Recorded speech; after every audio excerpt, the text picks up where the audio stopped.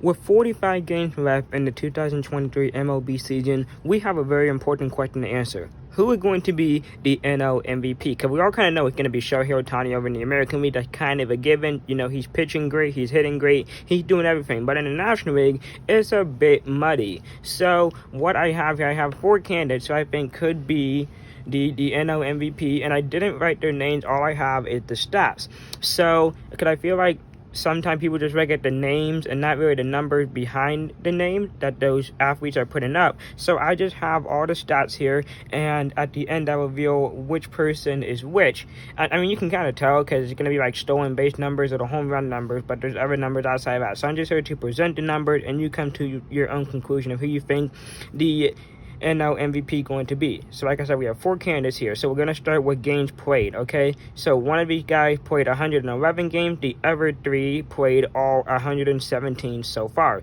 Now, I think that first player missed because of maternity leave, I believe, and maybe got a day rest or something like that, but the other 3 have played all 117. So that's not a fair way to calculate it. You can go by at-bats.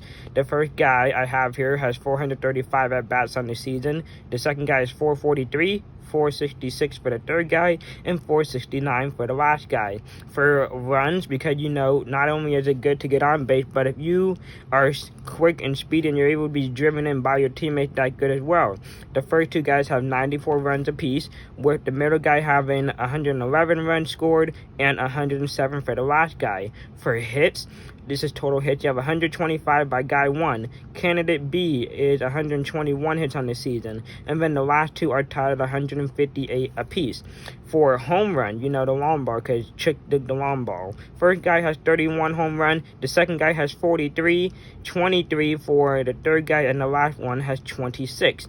For RBI, because not only you have to be good at be driven in yourself, you have to be good at being the run producer and driving in those runs. First guy has 80 RBIs. 107 for candidate number 2, 83 for the third guy, and 71 for our last person. Now we're on to walks and strikeout, because not only you have to be good at the hit, you have to be having a good on base percentage, because no one wants to be striking out all the time. So how good are you at walking and identifying pitches to know what to swing and not swing at?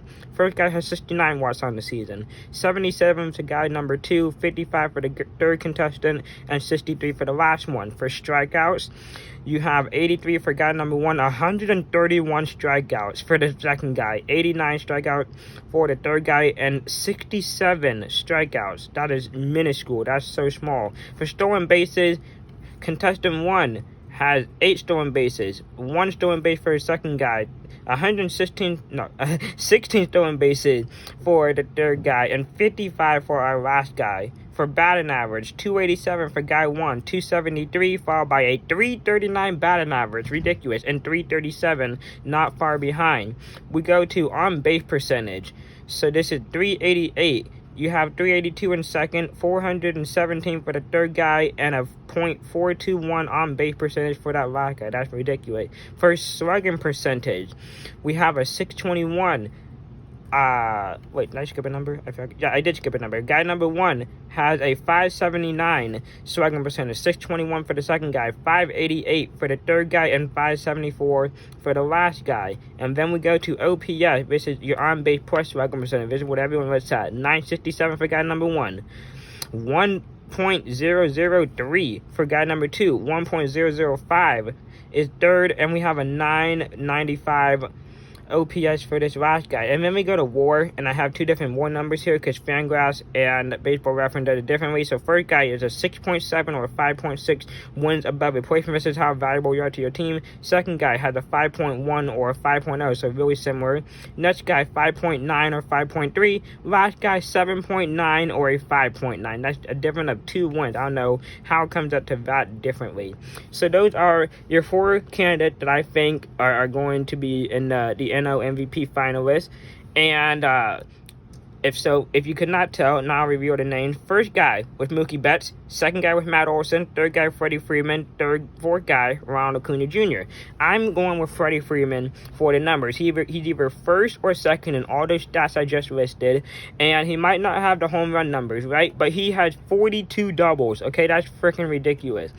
Now you could go with Ronald because he has, 55 stolen bases. Matt Olson has the 43 home run. You could go with Mookie Betts because not only is he a gold plus defender in right field, he's also playing some second base and shortstop, so he's very versatile. You can go for Freddie Freeman because he's a great leader, and he's putting up one of his best seasons, had the highest batting average at 339. You could go for Matt Olson because, like I said, he had the 107 RBIs with 45 games to go. That's the ridiculous thing. And 43 home run. You just hit number 43 last night against the Mets.